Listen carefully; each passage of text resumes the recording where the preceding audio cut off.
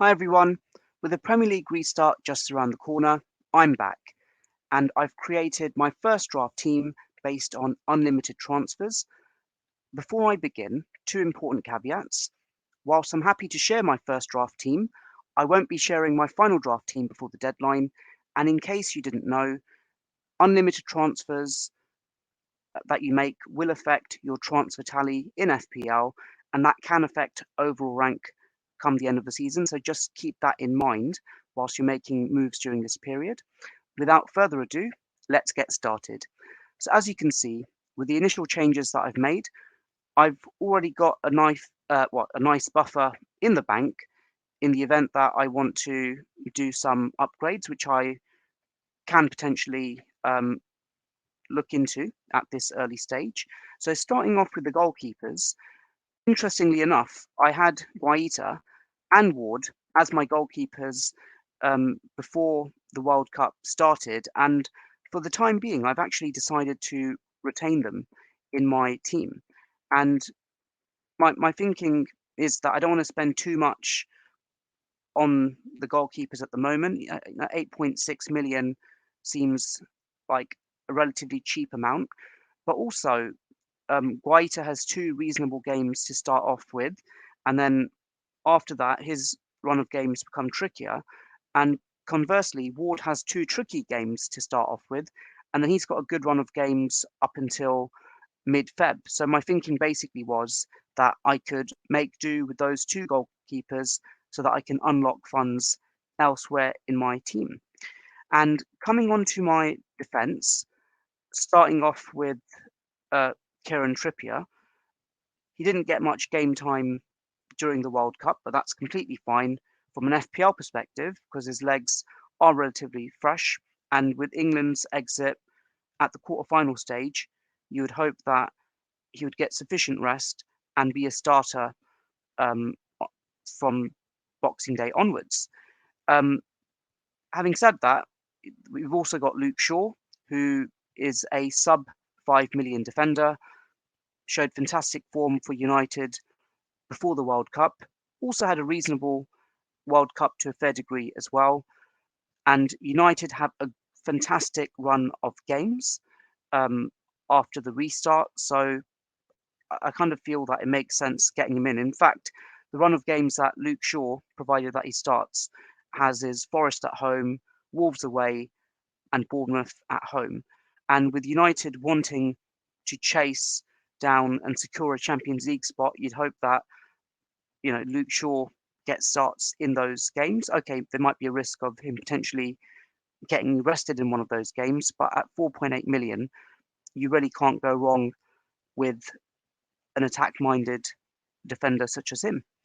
And then moving on to Cancelo, of course, he's a very template player um, for many teams. But interestingly enough, he's only had one double-digit fantasy haul since game week 5, and the way his last two games went, he had a -2 against Fulham in game week 15, and then the one-pointer against Brentford in game week 16. So, the you know, like in some ways, he hasn't been showing his value, but you'd hope that with City wanting to push on with another title up for grabs, that he will no doubt show his value once again. So, he's a template pick, high owned, makes perfect sense. And then I've got Castagna, who was also in my team before the restart, and he actually had a fantastic run of form. Interestingly enough, he is one of the wildcard picks that I had on my first wildcard that actually proved to be fantastic with an array of double-digit hauls and clean sheets. And I mentioned that Leicester have two tricky games initially, so I could potentially have him as a sub 1 or sub 2 option. But then, beyond that, they've got a generous run of games up until mid-Feb, so I'm happy to have him at the very least as a sub 1, sub 2 option. And then lastly in defence, I've got Ben White.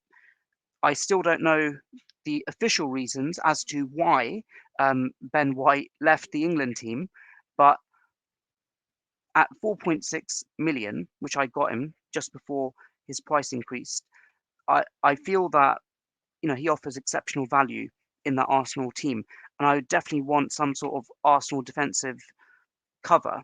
And of course, the other options at hand are slightly more expensive. Again, I'll find out nearer to the deadline as to whether he's going to start for Arsenal, but at 4.6 million, you really can't go wrong if you want some sort of Arsenal cover there. And then moving on to the midfield, I'll start off with Mohamed Salah. He didn't play in the World Cup because Egypt didn't qualify, and that's fine with us. Fresh legs, and if I'm not mistaken, he scored 2 goals in 3 games before the season pause, and I feel that, like, with his caliber and pedigree, you'd hope that he can hit the ground running. And he is the only premium midfielder in this squad at the moment. And it would have been nice for me to get also De Bruyne in the squad as well, but I've decided to spread my funds across the squad, and instead I've opted for Phil Foden. Now, Foden wasn't starting matches, getting game time in the initial World Cup matches, but as the advanced stages came in play for England, he was getting game time. I feel that he offers exceptional value at 8.3 million. I've got no doubt he's still a rotation risk for Man City, but I'm willing to take a risk on him in that price bracket. And then for a similar price bracket, you've got Maddison, who was also at the World Cup for England, but he didn't get a single minute. And I kind of feel that with him, if he is fully fit, which I'm assuming he is, that he'd really want to prove a point or two that he made the World Cup squad but didn't get any minutes. And he's shown fantastic form for Leicester this season. In fact, the past season and a half, he's been one of the best English players for goal involvement. So provided that he is fit, I've got no doubt that he can hit the ground running. And then there's Martinelli, who's been a mainstay in my team since the early part of the season, offers exceptional value as well. I know that in the previous game weeks, it seemed that he wasn't scoring goals as regularly as he had been at the start of the season. And then you had Saka, who had been scoring more. In fact, with Martinelli, if I'm not mistaken, he's only scored like 1 goal since game week 10, but I'm fairly content with the value that he offers and the form that he's shown to date. So, all good there.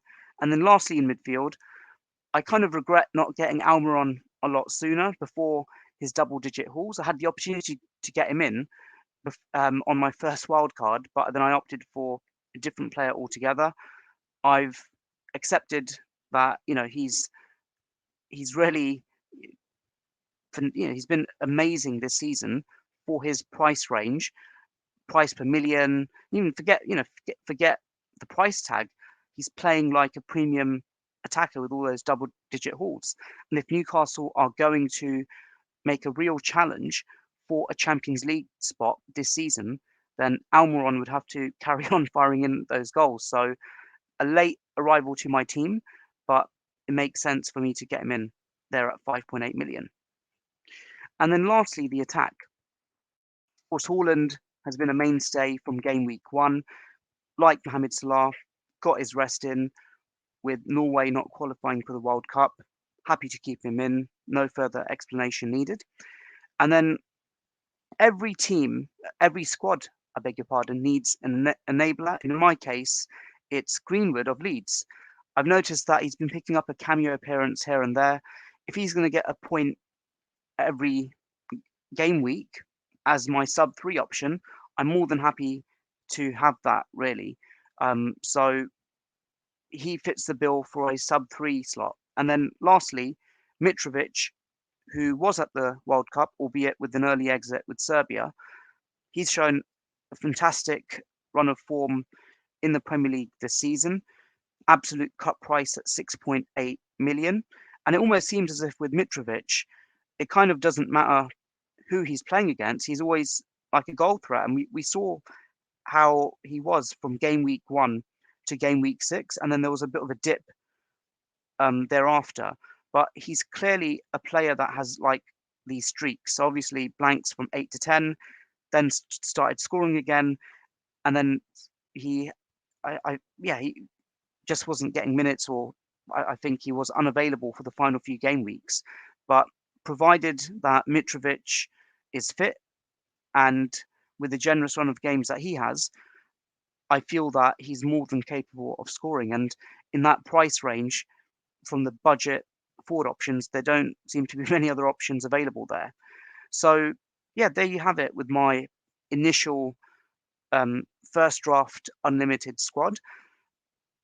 As you can see, it's very like template centric, and I've spread my funds across the pitch. So literally, if we're looking at it, there's only like one real enabler in the outfield, and that's Greenwood, who'll be a lot shoe in sub 3 really. So I've got the flexibility of really using a lot of these players, and I didn't want to be in a situation where I've got just 11 players who I'm relying on for starts, and I would like to rotate my players a fair bit as well. The downside is that I'm probably lacking in like another premium player such as a De Bruyne, but then to get the extra 3 to 4 million, I'd have to downsize defender, midfielder, and even a striker potentially, which I'm not willing to do. The other thoughts I had on my mind as well, that I'm really keen on getting Saka in as well. And with the 0.7 million that I've got in the bank, I could easily switch out Madison for Saka to make that work. But I'll have a think about that. In terms of premium defenders, could I get a Trent or a Robertson in potentially? But I'm fairly content with the way the team is set up, because with the current lineup that I've got, I'm being forced into using 5 midfielders, almost into a 3-5-2 or a 4-5-1. Well, not a 4-5-1, I beg your pardon. It's more or less a 3-5-2 becomes a default um, for this squad. And in my instance, I am effectively chasing rank, having dropped back to 600k during the final game weeks before the break. So I don't want to take too many risks. At the same time, I want to make sure that there is some sort of differentiation with my team. So it doesn't make sense to be completely template, but I feel that the value that the players that are offering from the initial first draft, that there is definitely value there. And am I chasing lost points? Perhaps I am in some cases, such as Almiron. I doubt he'll be getting double-digit hauls every week again, but it is what it is. You've got to get players in like that. So there you have it. I'd be keen to know your thoughts on the players that you've picked, and whether you think the picks I've got are viable, or if I need to look elsewhere. Just let me know in the comments below. So that's my first draft team. I might be tempted in sharing other iterations before the deadline, but as I mentioned, the final draft will be kept just for my eyes only. Take care, everyone, and all the best. Thank you. Bye.